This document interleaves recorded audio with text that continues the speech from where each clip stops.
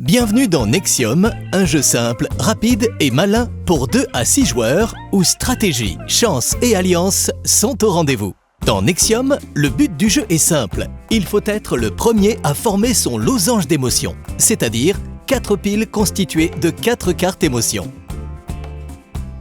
Comment former une pile? Pour constituer une pile, vous pouvez empiler 4 cartes émotions similaires, empiler 4 cartes émotions complémentaires ou faire une suite numérique de 4 cartes émotions. Il est temps de mettre le jeu en place.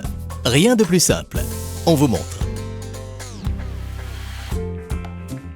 Mise en place. Mélangez et distribuez 4 cartes face visible disposées en losange à chacun des joueurs. Puis, formez une rivière de 6 cartes émotions et de 5 cartes boost. Les cartes restantes formeront face cachée une pioche émotion et une pioche boost. Déroulement d'un tour. Un tour se déroule en 3 phases. 1. Réarrangez votre jeu. 2. Récupérez une carte de la rivière. 3. Utilisez une de vos cartes boost. Lors de son tour, le joueur peut, s'il le veut, réarranger ses cartes. Attention! Seule la carte du dessus d'une pile peut être déplacée. De même, une carte qui ne permet pas de faire une combinaison ou une pile ne peut pas être déplacée. Lorsqu'un espace vide dans le jeu d'un joueur se crée, piochez une carte émotion pour le compléter. 2. Récupérez une carte de la rivière. Vous pouvez prendre une carte émotion ou une carte boost de la rivière. Lorsqu'un joueur complète une pile, il la retourne et son tour s'arrête automatiquement.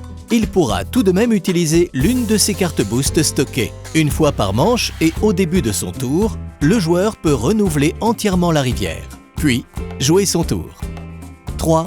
Utilisez une de ses cartes boost. Une carte boost doit être stockée au moins un tour avant d'être utilisée. Maximum 2 cartes boost peuvent être stockées. Exemple de déroulement d'une manche. La partie bat son plein. Prenons l'exemple d'un milieu de partie à 3 joueurs. Léa réarrange son jeu en plaçant sa carte émotion de joie sur sa carte 13 amour. L'espace vacant est immédiatement remplacé par une carte de la pioche.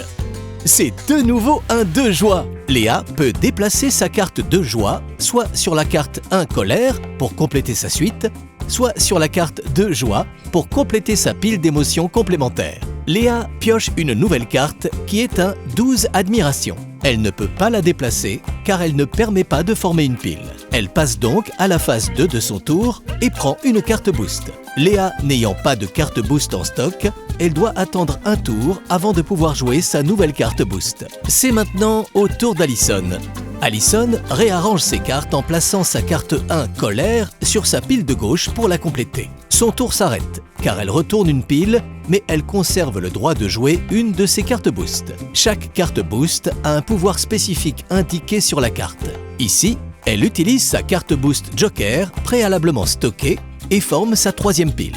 Les joueurs, ne possédant plus qu'une pile à former, deviennent intouchables aux attaques des cartes boost adverses. C'est maintenant à Quentin de jouer son tour. Quentin réarrange son jeu et prend une carte double émotion de la rivière. Il utilise ensuite sa carte boost pour bloquer Léa, Alison ayant retourné 3 piles et étant donc intouchable. Le jeu avance. C'est à nouveau au tour d'Alison. Les cartes présentes ne permettent pas à Alison de compléter sa dernière pile. Elle décide donc de renouveler la rivière.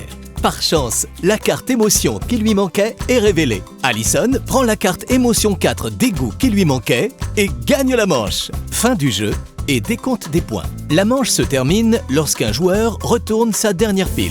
On compte 1 point par carte non complétée dans une pile. Une carte droit de bloquer sur une pile vaut 0 points. Les cartes boost stockées valent 2 points. Dès qu'un joueur atteint ou dépasse un total de 15 points, la partie prend fin. C'est celui qui comptabilise le moins de points qui remporte la partie.